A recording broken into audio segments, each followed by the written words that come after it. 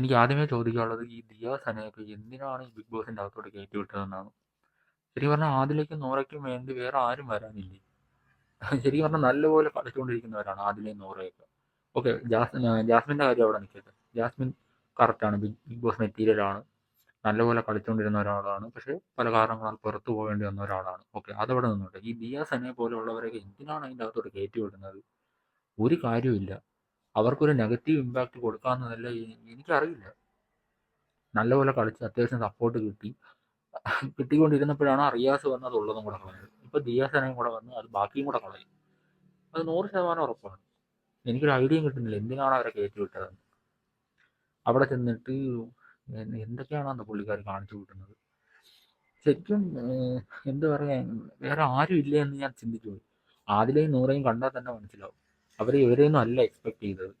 ആദ്യം തന്നെ എക്സ്പെക്ട് ചെയ്യുന്നത് ഫാമിലി ആയിരിക്കും, പക്ഷേ ഫാമിലി വരത്തില്ല, അവരത് അക്സെപ്റ്റ് ചെയ്യില്ല എന്ന് ആദ്യമേ പറഞ്ഞു. Okay, fine. പക്ഷേ എന്ത് പറയാനാണ്, അവർ ഇവരെയൊന്നും അല്ല എക്സ്പെക്ട് ചെയ്താണ് നിന്നത്. അത് മുഖം കാണുമ്പോൾ തന്നെ മനസ്സിലാവും. കഷ്ടപ്പെട്ട് ടാസ്കും കളിച്ച് അവർക്ക് കിട്ടുന്ന സപ്പോർട്ടും കൂടെ കളയാനാണ് ദിയ പോലുള്ളവർ അതിൻ്റെ അകത്ത് വന്നതെന്നാണ് എനിക്ക് തോന്നുന്നത്. ഒരു കാര്യമില്ലായിരുന്നു. അതുപോലെ തന്നെ ഫാമിലി വീക്ക് ആയതുകൊണ്ടാണ് ശരിക്കും പറഞ്ഞാൽ ലാസ്റ്റ് ഡേ ഞാൻ വീഡിയോ ചെയ്യാത്തത്. പ്രത്യേകിച്ച് കണ്ടന്റ് ഒന്നും പറയാനില്ല. ബിന്നിയുടെ ഹസ്ബൻഡ് വന്നു, ഒരാഴ്ച അതിൻ്റെ അകത്ത് നിൽക്കുന്നുണ്ട്. പക്ഷേ എൻ്റെ ഒരു അഭിപ്രായത്തിൽ ഇപ്പം ഈവൻ ഞാനായിരുന്നെങ്കിൽ ഒരു കാരണവശാലും എൻ്റെ ഫാമിലി അവിടെ ഒരാഴ്ച നിർത്തത്തില്ലായിരുന്നു. 1-2 ദിവസമാണെങ്കിൽ ഓക്കെ, ഫൈൻ, വലിയ പ്രശ്നങ്ങളില്ലാതെ തട്ടിമുട്ടിയൊക്കെ അങ്ങ് പോകും. ബിഗ് ബോസ് ആണ്, അതിൻ്റെ അകത്ത് പല പ്രശ്നങ്ങളും ഉണ്ടാവും. അതിൻ്റെ നമ്മളെ ഫാമിലിയും കൂടെ എന്തിനാണ് വെറുതെ അതിൻ്റെ ഇടയിലോട്ട് വലിച്ചിടുന്നത്? അങ്ങനെ വിചാരിച്ച് ഞാൻ എന്തായാലും ഒരാഴ്ച എൻ്റെ ഫാമിലി അവിടെ നിർത്താൻ പോകുന്നില്ലായിരുന്നു. അത് ബിന്നി ഇനി ഒരാഴ്ച വലിയ പ്രശ്നമൊന്നും ഇല്ലാതെ പോയാൽ കൊള്ളാം, അല്ല പ്രത്യേകിച്ചൊന്നും പറയില്ല. ഇനി ഹസ്ബൻഡും വൈഫും ഒറ്റയ്ക്ക് മീൻസ് അവരൊരു ടീമായിട്ട് ബാക്കിയുള്ളവർ അറ്റാക്ക് ചെയ്യേണ്ടി വരും. ആ രീതിയിലൊക്കെ ആവും അവസാനം മേ ബി. കാരണം അറിയാലോ, അവിടെ നിന്ന് എന്തെങ്കിലും പറയും, അത് ഹസ്ബൻഡിന് ചിലപ്പോൾ കൊള്ളും, ഹസ്ബൻഡ് പ്രതികരിക്കും, അങ്ങനെ വലിയ പ്രശ്നങ്ങളാവാം. ഇപ്പോൾ 2 ദിവസമായിട്ട് ബിന്നിയുടെ ഹസ്ബൻഡ് വലിയ രീതിയിൽ പ്രതികരിക്കുന്നൊന്നുമില്ല. പുള്ളിക്കാരൻ പുറത്തുനിന്ന് വന്ന ഒരാളാണ് എന്ന രീതിയിൽ അവിടെ നിൽക്കുന്നു. ഒരു കാര്യത്തിൽ ഇടപെടുന്നില്ല, നല്ല കാര്യമാണ്. പക്ഷെ പറയാൻ പറ്റത്തില്ല, ഒരു പോയിന്റ് എത്തുമ്പോൾ ചിലപ്പോൾ ആരായാലും പൊട്ടിത്തെറിച്ച് പോകും. അതുകൊണ്ട് എൻ്റെ ഒരു അഭിപ്രായത്തിൽ അത് വേണ്ടായിരുന്നു. കാരണം ഞാൻ പറഞ്ഞില്ല, എൻ്റെ പോയിന്റ് ഓഫ് വ്യൂ പറഞ്ഞു. ഒരിക്കലും ഫാമിലി ആയിട്ട് പ്രശ്നത്തിൻ്റെ ഇടയിലോട്ടൊന്നും കൊണ്ടുവരാൻ എനിക്ക് വലിയ താല്പര്യമില്ല. അതുകൊണ്ട് ഞാനായിരുന്നെങ്കിൽ ഉറപ്പായിട്ടും ഫാമിലി അവിടെ നിർത്തണ്ടെന്ന് തന്നെ പറഞ്ഞേനെ. ജസ്റ്റ് ഒന്ന് കാണുക, പോവുക, അത്ര മതിയായിരുന്നു. പിന്നെ ഈ സീസണിൽ എന്തുകൊണ്ട് ഇത്ര നേരത്തെ ഫാമിലി വീക്ക് കൊണ്ടുവന്നു എന്ന് എനിക്ക് മനസ്സിലാവുന്നില്ല എന്തുകൊണ്ടാണെന്ന്. കാരണം ഫാമിലി വീക്കൊക്കെ ഒരു 60-70 ദിവസമൊക്കെ ആകുമ്പോഴാണ് പല എന്തുവാ പല സീസണിലും ഞാൻ കണ്ടിട്ടുള്ളത്. അതെന്തുകൊണ്ട് നേരത്തെ കൊണ്ടുവന്നു എന്നൊന്നും ഒരു പിടിയുമില്ല. മേ ബി അറിയാലോ, ഏഴിൻ്റെ പണി, ഇത് സീസൺ അറിയാലോ, പല രീതിയിലുള്ള ടാസ്കുകളും പല രീതിയിലുള്ള ടെസ്റ്റുകളും കൊണ്ടുവരുന്ന ഒരു സീസണാണ്. സോ അതുകൊണ്ട് എന്തെങ്കിലുമൊക്കെ ആയിരിക്കാം എന്തായാലും ഈ ഒരു ഫാമിലി വീക്ക് ഇപ്പം തന്നെ കൊണ്ടുവന്നത്. ഇപ്പം കുറച്ച് പേരുടെയൊക്കെ ഫാമിലി വന്നു, വലിയ പ്രശ്നങ്ങളില്ലാതെ തട്ടിമുട്ടിയൊക്കെ പോയി.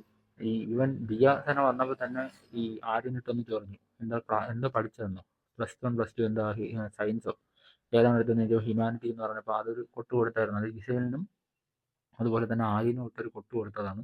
അതെനിക്ക് ഇഷ്ടപ്പെട്ടു. എന്തായാലും ആര്യൻ നല്ല ട്രിഗറായിട്ടുണ്ട്.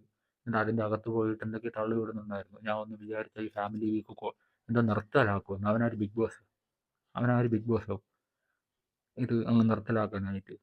ഈ മാസടിയാണ് ഭയങ്കര. എന്താ പുറത്ത് ഇതൊക്കെ ബീജിയം കയറ്റി ആളുകൾ കുത്തിക്കയറ്റി അങ്ങ് മാസടിക്കുമെന്നാണ് കുന്നംകുളം കപ്പൂറിൻ്റെ ഒരു വിചാരം. പക്ഷെ ആരും കെയർ ചെയ്യാൻ പോകുന്നില്ല. ആ സാരി തുമ്പ് എന്ന് വിട്ട് അവൻ കളിക്കുന്നു അന്ന് അവൻ ഇൻഡിവിജ്വൽ പ്ലെയറായിട്ട് നിൽക്കും. മേ ബി അങ്ങനെ അത്രയും നല്ലപോലെ കളിക്കുകയാണെങ്കിൽ കപ്പടിക്കാനും ചാൻസ് ഉണ്ട്. ആ സാരി തുമ്പ് ആദ്യം വിടണം എന്നേ എനിക്ക് പറയാനുള്ളൂ. ചുമ്മാ ഒരാളുടെ മറയായിട്ട് നിന്നിട്ടൊന്നും ഒരു കാര്യമില്ല.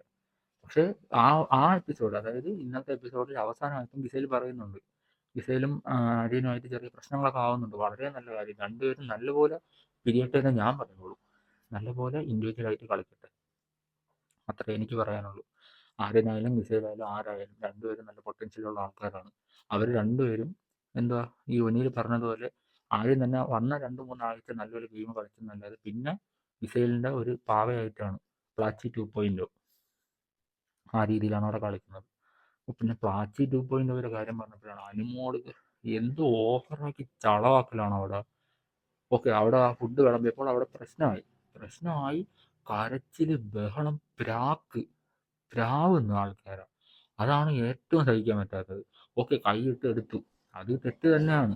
അതവിടെ പറഞ്ഞ് അവിടെ തീർക്കാൻ ശ്രമിക്കുക. ഇത് കരഞ്ഞ് വിളിച്ച് മെഴുകി, അതോ കരയുന്ന പോട്ട് അതിൻ്റെ അകത്ത് ചെന്നിരുന്ന് പ്രാവുവാണ്, ലിറ്ററലി പ്രാവുവാണ്.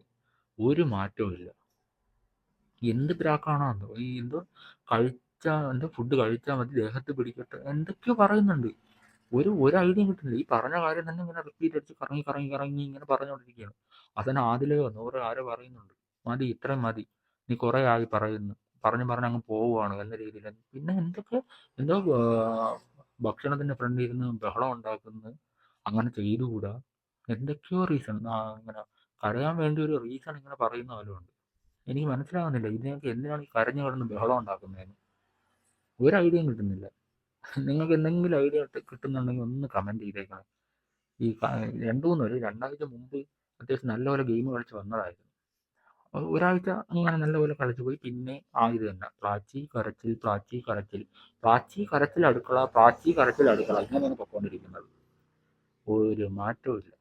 ഇപ്പം ഫാമിലി വീക്കിൽ എന്തോ ഇത് പ്രൊമോ വന്നിട്ടുണ്ട്. അതായത് പുള്ളിക്കാർ പുറത്ത് പോയി ഇത് എന്താ വീട്ടിൽ നിന്ന് അമ്മയോ ആരോ എന്തോ പാട്ടൊക്കെ ഇടുമല്ലോ. അതായത് അതാണ് ഞാൻ ആലോചിക്കുന്നത്. ഈ പ്രൊമോ വന്നപ്പം അനുമോൾക്ക് മാത്രം അങ്ങനെ ടാസ്ക് ഒന്നും കൊടുത്തിട്ടില്ലായിരുന്നു. ഇനി ടാസ്ക് ഉണ്ടായിട്ടും ചെയ്യാതെ പുറത്തോട്ടിറങ്ങി ഓടിയതാണെന്നും അറിയില്ല. അനുമോളുടേതായ കുറേ നിയമങ്ങളുണ്ടല്ലോ. അപ്പം ഇങ്ങനെ ഗേറ്റൊന്നും തുറക്കുന്നില്ല. അപ്പം കരഞ്ഞുകൊണ്ട് പിന്നെ തിരിച്ച് കയറി പോകുന്നുണ്ട്. എന്നാലും ഇന്ന് കാണാം എന്താണ് സംഭവം എന്ന്. ഒരു ഐഡിയയും കിട്ടുന്നില്ല. അപ്പം അനുമോള് അതുപോലെ തന്നെ നമ്മുടെ എന്തുവാ ബിന്നീടെ ഹസ്ബൻഡ് വന്നപ്പം എന്താ സീൻ പിടിക്കണം എന്നൊക്കെ പറഞ്ഞ് ബെഡ്ഷീറ്റൊക്കെ കൊണ്ട് അവിടെ വെക്കുന്നു. ഇത് എന്തൊക്കെ കാണിക്കുന്നെന്ന് ഒരു പിടിയും കിട്ടുന്നില്ല. ശരിയാണ്, നിവിൻ അവരുടെ അടുത്തുനിന്ന് മാറുന്നില്ല. നിവിൻ അത് വേറൊരുത്തൻ, അത് അവർക്കൊരു പ്രൈവസി കൊടുക്കുന്നേ ഇല്ല. എന്തിനാണ് അവരുടെ ഫ്രണ്ടിൽ പോയി നിൽക്കുന്നതെന്ന് ഒരു പിടിയും കിട്ടുന്നില്ല. ക്യാമറ സ്പേസിന് വേണ്ടിയാണെങ്കിൽ നല്ല വിറപ്പിയിലായിട്ടുണ്ട്. അതിൻ്റെ അകത്ത് എല്ലാവരും സംസാരിക്കുന്നുണ്ട് ആ കാര്യം. ആദ്യമൊക്കെ അതൊരു ഫണ്ണായിട്ട് കാണുമായിരുന്നു. കാരണം അവർ വരുന്നു, അവരെ സംസാരിക്കാൻ സമ്മതിക്കുന്നില്ല, അവരുടെ ഇടയിൽ ഇത് കട്ടറുമ്പിനെ പോലെ വരുന്നു, അതൊക്കെ ആദ്യം ഒരു ഫണ്ണാണ്. ഇത് അവരുടെ അടുത്തുനിന്ന് മാറുന്നില്ല ലിറ്ററലി. അവസാനം അവർ തന്നെ പറഞ്ഞു, ഇവിടെ 18 ദിവസം കഴിഞ്ഞിട്ട് എൻ്റെ വൈഫിനെ ഞാൻ ഒന്ന് കാണുന്നതാണ്, ജസ്റ്റ് ഒന്ന് മാറി തരുമോ എന്ന് വരെ ചോദിച്ചു. എന്നിട്ട് നിവിൻ ഒരു ഉളുപ്പില്ലാതെ അവിടെ നിൽക്കുന്നുണ്ട്. അത് എനിക്കറിയില്ല ക്യാമറ സ്പീഡിന് വേണ്ടിയാണോ എന്ന്. ഒരു ഐഡിയയും കിട്ടുന്നില്ല. അതങ്ങനെ വരണം. ഫണ്ണൊക്കെയാണ്, പക്ഷെ ഒരു ലിമിറ്റ് കഴിഞ്ഞാൽ എല്ലാ കാര്യങ്ങളും ഫണ്ണല്ല. അത് നിവിൻ മനസ്സിലാക്കുന്നില്ല. എപ്പോഴും ചില സമയം തോന്നുന്നു നിവിൻ അത്യാവശ്യം നല്ലപോലെ കളിക്കുന്ന ഒരു പ്ലെയറാണെന്ന്. പിന്നെ വിചാരിക്കും എന്തുകൊണ്ട് ഇങ്ങനെ ഇമ്മച്ചുറായിട്ട് ബിഹേവ് ചെയ്യുന്നത്. ചില സമയം ആര്യനെക്കാളും ഇമ്മച്ചുറായിട്ടാണ് ബിഹേവ് ചെയ്യുന്നത്. അതുപോലെ ആര്യനും അവിടെ ഒനിയിലൊക്കെ ആയിട്ട് പ്രശ്നമായപ്പോൾ തന്നെ നമ്മുടെ ഡബിൾ സ്റ്റാൻഡ് അക്ബർ വന്നിട്ട് ആര്യൻ്റെ കാര്യം ആയതുകൊണ്ട് ഭയത്തിൽ അത് ഷാനവാസ് അവിടെ അത് സ്പോട്ട് ചെയ്യുകയും ചെയ്തു. ആ രീതിയിലൊക്കെ സംസാരമായി. അത് വളരെ നല്ല കാര്യമാണ്. കാരണം ഫേവറേറ്റ് ആയിട്ടുള്ള ആളുകൾക്ക് അക്ബർ ഇങ്ങനെ പയ്യെ പറയത്തുള്ളൂ. അങ്ങനെ ഷൗട്ട് ചെയ്യത്തില്ല, കയറി എതിർത്ത് പറയത്തില്ല, ഇടപെടത്തില്ല. എന്തെങ്കിലും കയ്യിൽ നിന്ന് പോയി എന്ന് തോന്നുമ്പോൾ മാത്രമേ ഇടപെടുള്ളൂ. പക്ഷെ അങ്ങനെയല്ല ബാക്കിയുള്ളവരുടെ കാര്യത്തിൽ. അതൊക്കെ അവിടെ എക്സ്പോസ് ചെയ്തിട്ടുണ്ട്. അതായത് എന്താ ഫുഡ് എടുക്കുന്ന കാര്യത്തിൽ നിന്നാണ് തുടങ്ങിയത്. ശരിക്കും ആരാണ് നമ്മുടെ ഷാനവാസ് തന്നെയാണ് അതിൻ്റെ അകത്തുനിന്ന് ഫുഡ് ആദ്യം എടുത്തത്. എന്നിട്ട് അത് ആര്യൻ്റെ മണ്ടയിൽ വെക്കാൻ നോക്കി. അവിടെ നിന്നാണ് പ്രശ്നങ്ങൾ അങ്ങോട്ട് പോകുന്നത്. അനുമോൾ കരച്ചിൽ തുടങ്ങിയത് അവിടെ നിന്നാണ്. അനുമോളുടെ കരച്ചിലിൻ്റെ കാര്യം പറഞ്ഞാൽ അയ്യോ, അത് പറയാതിരിക്കുന്നതായിരിക്കും നല്ലത്. കരയാൻ വേണ്ടി ബിഗ് ബോസിൽ വന്നു, കണ്ടന്റ് കരച്ചിൽ മാത്രമാണ്. അതങ്ങനെ വരണം. അതൊക്കെ എന്തെങ്കിലും ആവട്ടെ. അങ്ങനെ ഒനിയിലും നമ്മുടെ ആര്യനും അതിനെപ്പറ്റി സംസാരിച്ചുകൊണ്ടിരുന്നപ്പോഴാണ് അവിടെ വലിയ പ്രശ്നമായി. പിന്നെ അങ്ങോട്ടും ഇങ്ങോട്ടും മണ്ടൻ എന്തൊക്കെയോ വിളിയായി, ബഹളങ്ങളായി. പിന്നെ ഷാനവാസ് അതിൻ്റെ ഇടയിൽ കയറി ഇടപെട്ടു. അപ്പോഴാണ് അക്ബറിൻ്റെ ഈ ഡബിൾ സ്റ്റാൻഡ് ഇതൊക്കെ പുറത്ത് കൊണ്ടുവന്നത്. ശരിക്കും പറഞ്ഞാൽ അത് നല്ലതാണ്. ഞാൻ പറഞ്ഞല്ലോ, ഡബിൾ സ്റ്റാൻഡ് കാര്യങ്ങളൊക്കെ കൊണ്ടുവരട്ടെ. കാരണം ഈ ആര്യൻ്റെ കാര്യത്തിലും ഗിസേലിൻ്റെ കാര്യങ്ങളിലൊക്കെ ഭയങ്കര ഒരു ന്യൂട്രൽ സ്റ്റാൻഡാണ് ശരിക്കും പറഞ്ഞാൽ പലതവണയും നമ്മുടെ അക്ബർ എടുക്കുന്നതാണെന്ന്. അതിൽ ഏറ്റവും സന്തോഷം തോന്നിയതെന്ന് പറഞ്ഞാൽ ഗിസേലും നമ്മുടെ ആര്യനും അവരെന്തോ പ്രശ്നം ഉണ്ടായി. ശരിക്കും പറഞ്ഞാൽ അവർ ഇൻഡിവിജ്വലായിട്ട് കളിക്കട്ടെ. അപ്പം ബെഡ് മാറാന്നൊക്കെ പറയുന്നത് വളരെ നല്ല കാര്യം.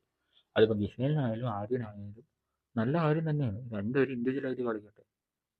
ഒന്നുകിൽ ഗിസേൽ എന്ത് തെറ്റ് ചെയ്താലും അതിൻ്റെ അകത്ത് കണ്ടുവരുന്ന ഒരു പ്രവണതയാണ്, ഗിസേൽ എന്ത് തെറ്റ് ചെയ്താലും ആര്യൻ അതിനെ സപ്പോർട്ട് ചെയ്യും, ആര്യൻ എന്ത് തെറ്റ് ചെയ്താലും ഗിസേൽ അതിനെ സപ്പോർട്ട് ചെയ്യും. അത് അങ്ങോട്ടും ഇങ്ങോട്ടാണ്. അതായത് നല്ലൊരു സുഹൃത്ത് എന്ന് പറയുന്നത്, അല്ലെങ്കിൽ നല്ലൊരു ഫ്രണ്ട് എന്ന് പറയുന്നത് എന്താണ്, നമ്മുടെ ഫ്രണ്ട്സിൻ്റെ കുറ്റം കാണുമ്പോൾ അത് കുറ്റം തന്നെയാണ്, അല്ലെങ്കിൽ അതൊരു പ്രശ്നമാണെന്ന് അഡ്രസ്സ് ചെയ്യുന്ന ആൾക്കാരാണ് യഥാർത്ഥ ഫ്രണ്ട്സ് എന്ന് പറയുന്നത്. ഇതല്ലാതെ എന്ത് തെണ്ടിത്തരം ചെയ്താലും അതൊന്ന് സപ്പോർട്ട് ചെയ്യുന്നവർ ഫ്രണ്ട്സ് അല്ല. അത് അവർ ശരിക്കും പറഞ്ഞാൽ അവരെ തന്നെ കുഴിയിലോട്ട് തള്ളിവിടുകയാണ് ചെയ്യുന്നത്.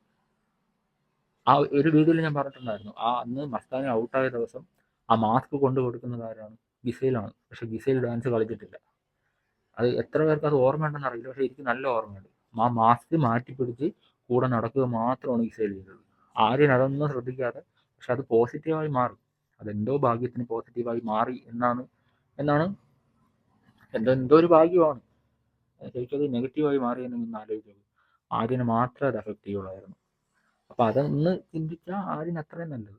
ഇത്രയും ഹിന്റ് കൊടുത്തിട്ടും ഇത്രയും കാര്യങ്ങളുമായിട്ടും മാറി ചിന്തിച്ചില്ലെങ്കിൽ അത് ആര്യന് തന്നെയാണ് കേടുപാടുണ്ടാക്കാൻ പോകുന്നത്. ഗിസൈൽ പിന്നെ ഗിസൈൽ കളിക്കുന്നുണ്ട്, ഗിസൈലിന്റെ ഗെയിമും ഗിസൈൽ കളിക്കുന്നുണ്ട്, ഒരു ഡൗട്ടും വേണ്ട. ആര്യനെ കരുവാക്കി നടത്തിയത് ഗിസൈൽ കളിക്കുന്നുണ്ട്. കപ്പടിക്കുന്ന രീതി തന്നെയാണ് മുന്നോട്ട് പോകുന്നത്. മറ്റേ ആലു പൊറോട്ട ഫുഡ് ഞാൻ തരുന്നു, കയ്യിലെടുക്കുന്നു, ഇതൊക്കെ തന്നെയാണ് അവിടെ നടന്നുകൊണ്ടിരിക്കുന്നത്. അതുകൊണ്ട് ഞാൻ പറഞ്ഞില്ല ആര്യനെ ഞാൻ ഒരിക്കലും സപ്പോർട്ട് ചെയ്ത് സംസാരിക്കുന്നതല്ല. ഞാൻ പല വീഡിയോസിലും പറഞ്ഞിട്ടുണ്ട്, പേഴ്സണലി ഒട്ടും താല്പര്യമില്ലാത്ത ഒരാളാണ് ആര്യൻ എന്ന് പറയുന്നത്. ആര്യന് ഞാൻ എൻ്റെ അഭിപ്രായം പറഞ്ഞതേ ഉള്ളൂ, ജസ്റ്റ് ആര്യന് വേണ്ടി. അങ്ങനെ കളിച്ചാൽ ആര്യൻ കപ്പടിക്കും മേ ബി. കാരണം അക്ബർ ഇപ്പം ജസ്റ്റ് ഒന്ന് ഡൗൺ ആയിട്ടുണ്ട്, അപ്പം കയറി വരാൻ ചാൻസ് ഉണ്ട്. അനീഷിനും ചാൻസ് ഉണ്ടായിരുന്നു, പക്ഷേ ആ ഷാനവാസും ആ ഒരു കോംബോ എന്ന് പറയുന്നത് ശരിക്കും എനിക്ക് എന്താ എനിക്ക് ഒട്ടും താല്പര്യമില്ലാത്ത പോലെ തോന്നുന്നുണ്ട്. കാരണം ഇങ്ങനെ ഫ്രീ ആയിട്ട്, അതായത് ഒറ്റയ്ക്ക് നിന്ന ഒരാളെ ഒരു ഗ്രൂപ്പിനകത്ത് ചേർത്ത പോലെ ഉണ്ട് അനീഷിനെ. ഇപ്പം പല കാര്യങ്ങളും പറയാനും പല കാര്യങ്ങൾ പ്രവർത്തിക്കാനും അനീഷിനൊരു റെസ്ട്രിക്ഷൻ ഉള്ളതുപോലെ എനിക്ക് തോന്നി. പണ്ടതില്ലായിരുന്നു. അത് എല്ലാ കാര്യങ്ങൾക്കും പ്രതികരിക്കുന്നുണ്ടെങ്കിലും എന്തൊക്കെയോ ഒരു പ്രശ്നം ഉള്ളതുപോലെ എനിക്ക് തോന്നുന്നുണ്ട്. മേ ബി എൻ്റെ തോന്നലായിരിക്കാം. ഓക്കെ, ഞാൻ പറഞ്ഞല്ലോ എൻ്റെ ഒരു പോയിന്റ് ഓഫ് വ്യൂ നിന്ന് നോക്കിയപ്പോൾ എനിക്ക് അങ്ങനെ തോന്നി. കാരണം അനീഷ് നല്ലപോലെ കളിച്ചുകൊണ്ടിരുന്ന ഒരാളാണ്, പെട്ടെന്ന് എന്തോ ആ ഒരു ഫ്രണ്ട്ഷിപ്പിൻ്റെ അകത്തോട്ട് കയറിയപ്പം ഭയങ്കരമായിട്ട് മാനിപ്പുലേറ്റ് ആയി പോകുന്നത് പോലെയൊക്കെ എനിക്ക് തോന്നുന്നുണ്ട്. അതുകൊണ്ട് ആദ്യം നിന്നതുപോലെ നിന്നാൽ കപ്പടിക്കും, മേ ബി എന്നല്ല, കപ്പടിക്കാൻ നല്ല ചാൻസ് ഉണ്ട്. കാരണം ആ രീതിയിലാണ് അവിടെ നിൽക്കുന്നത്. അത്യാവശ്യം നല്ല സപ്പോർട്ടുണ്ട് പുറത്ത്. പല ഡയലോഗ്സ് ആയാലും ഈ ഗെയിം ആയാലും പല കാര്യങ്ങൾ വ്യക്തമാക്കുന്നതായാലും അനീഷിന് നല്ല സപ്പോർട്ടുണ്ട്. സോ അതൊക്കെ യൂസ് ചെയ്ത് മുന്നോട്ട് പോകുവാണെങ്കിൽ അനീഷ് തന്നെയാണ് മേ ബി കപ്പടിക്കാൻ പോകുന്നത്. ഞാൻ പറഞ്ഞില്ല, ഇൻഡിവിജ്വലായിട്ട് നിന്നാൽ അത്രയും നല്ലത്. ആ ഫ്രണ്ട്ഷിപ്പിൻ്റെ പേരിൽ ഒന്ന് ഡൗൺ ആയിട്ടുണ്ട് എന്തായാലും. അപ്പം പിന്നെന്താ, ജാസ്മിൻ അകത്ത് വന്നിട്ട് പുള്ളി തെറ്റാത്ത കുറേ കാര്യങ്ങൾ ആദിലേക്കൊക്കെ പറഞ്ഞു കൊടുത്തിട്ടുണ്ട്. അത് ശരിക്കും പറഞ്ഞാൽ ബിഗ് ബോസ് ആദ്യമേ റെസ്ട്രിക്ട് ചെയ്യണമായിരുന്നു. വീഡിയോസൊക്കെ കണ്ടവർക്ക് മനസ്സിലാവും. പല കാര്യങ്ങളും പറഞ്ഞു കൊടുക്കുന്നുണ്ട് പുള്ളിക്കാർ, അങ്ങനെയാണ് ഇങ്ങനെയാണ് പുറത്ത് ഇങ്ങനെയാണെന്നൊക്കെ. ശരിക്കും പറഞ്ഞാൽ അത് റെസ്ട്രിക്ട് ചെയ്യണമായിരുന്നു ആദ്യമേ ബിഗ് ബോസ്. ആദ്യമേ പറഞ്ഞു കാണും, പക്ഷെ പറഞ്ഞുകൊണ്ടിരിക്കുന്ന ഇടയിൽ അവരുടെ ഇടയിൽ അതൊന്ന് സ്റ്റോപ്പ് ചെയ്യണമായിരുന്നു. പക്ഷേ ആദിലേക്കൊക്കെ ഒരുവിധം ഐഡിയ കിട്ടി പുറത്ത് ആർക്കൊക്കെയാണ് സപ്പോർട്ട്, എങ്ങനെയൊക്കെയാണ് കാര്യങ്ങൾ പോകുന്നതെന്നൊക്കെ. അപ്പോൾ അത് ശരിക്കും പറഞ്ഞാൽ അത് അങ്ങനെ പറഞ്ഞു കൊടുത്താൽ പിന്നെ എന്ത് കളിയാണ്? ഒരു ക്യൂരിയോസിറ്റി ഇല്ല, അവർക്ക് തന്നെ മനസ്സിലാവും ഞാൻ ഇനി പ്ലേ ചെയ്തിട്ട് കാര്യമില്ല എന്ന രീതിയിലൊക്കെ അവർക്ക് തന്നെ ഒരു മെൻ്റലി അവർ ഡൗൺ ആയി പോകാൻ ചാൻസ് ഉണ്ട്. അപ്പോൾ അത് റെസ്ട്രിക്ട് ചെയ്യണമായിരുന്നു, എൻ്റെ ഒരു അഭിപ്രായം ഞാൻ പറഞ്ഞേ ഉള്ളൂ. സോ എല്ലാ കാര്യങ്ങളും ഞാൻ കവർ ചെയ്തെന്ന് വിശ്വസിക്കുന്നു. അപ്പോൾ ഇത്രയൊക്കെ തന്നെയാണ്. എന്തായാലും പുതിയ പ്രൊമോ വന്നിട്ടുണ്ട്, അതിലും പ്ലാച്ചി 2.0 വരെ കരച്ചിലും ബഹളമൊക്കെ കാര്യങ്ങളൊക്കെ ഉണ്ട്. നമുക്ക് നോക്കാം എന്താണ് സംഭവമെന്ന്. ഫാമിലിയും കൂടെ വന്നാൽ പിന്നെ പറയണ്ട, അനുമോളുടെ കരച്ചിലിൻ്റെ ബഹളമായിരിക്കും. ക്യൂട്ട്നെസ് ഒക്കെ മെഴുകി തഴുകി പിന്നെ എന്തൊക്കെയോ ആയി. എന്തെങ്കിലും ആവട്ടെ. അനുമോളുടെ കാര്യം പറഞ്ഞാൽ പിന്നെ കരച്ചിലിൻ്റെ കാര്യത്തിൽ വന്നെത്തുള്ളൂ. കാരണം ഇന്നലെ എന്ത് ഓവറായിരുന്നു. അത് ക്രിഞ്ചെന്ന് പറഞ്ഞാൽ അത് കാണുമ്പം തന്നെ അറിയാം, കണ്ടന്റിന് വേണ്ടി എന്തൊക്കെയോ വിളിച്ചങ്ങ് പറയുവാണ്. അതിൽ എടുത്തു പറയേണ്ട കാര്യം എന്തെന്ന്, അങ്ങേര് അതിൻ്റെ മുന്നിലിരുന്ന് എന്താ ഇങ്ങനെ കിടന്ന് സംസാരിക്കുകയാണ്, ബഹളം ഉണ്ടാക്കുകയാണ്. അങ്ങനെയൊന്നും ചെയ്തുകൂടാ, ആഹാരത്തിൻ്റെ മുമ്പിലിരുന്ന് അത് ചെയ്തുകൂടാ. ഈ പറയുന്ന അനുമോൾ എത്ര ദിവസം അതിൻ്റെ മുമ്പിലിരുന്ന് അടി ഉണ്ടാക്കിയിട്ടുണ്ട്, എത്ര ദിവസം അത് വേണ്ടെന്നും പറഞ്ഞ് എണീറ്റ് പോയിട്ടുണ്ട്. അപ്പം സ്വന്തം കാര്യം വരുമ്പോൾ വേറെ ആരെങ്കിലും ചെയ്യുമ്പോൾ ഓഹോ, ആ രീതിയിലാണ് അനുമോൾ അവിടെ. പിന്നെ ഞാൻ ഒരിക്കലും ഷാനവാസിനെ സപ്പോർട്ട് ചെയ്ത് സംസാരിച്ചല്ല, ഞാൻ പറഞ്ഞത് അതായത് എന്തോ ഭയങ്കര സംഭവമാണെന്ന് കാണിക്കാൻ വേണ്ടിയാണ് അങ്ങനെയൊക്കെ ഡയലോഗ് വിട്ടത് ആശാത്തി. പക്ഷെ പാളിപ്പോയി. കാണുമ്പോൾ തന്നെ അറിയാം ആക്ടിങ് ആണെന്ന്. ചോറ് തിന്നുന്ന ആർക്കായാലും, ചോറ് തിന്ന് നല്ലപോലെ ഉറങ്ങുന്ന ഒരാൾക്ക് എന്തായാലും അത് മനസ്സിലാവും ഒരു ആക്ടിങ് ആണ്, ചുമ്മാ തള്ളിവിട്ടതാണ്. എന്തായാലും ആവട്ടെ. അനുമോളുടെ കാര്യം പറഞ്ഞ് ഇങ്ങനെ പറഞ്ഞു പോയിക്കൊണ്ടേയിരിക്കും. അതെന്തെങ്കിലും ആയിക്കോട്ടെ, അതങ്ങനെ വരണം. ഓക്കെ. സോ ഇത്രയൊക്കെ തന്നെയാണ്. അടുത്തൊരു വീഡിയോയുമായി കാണുന്നവരെ ബൈ.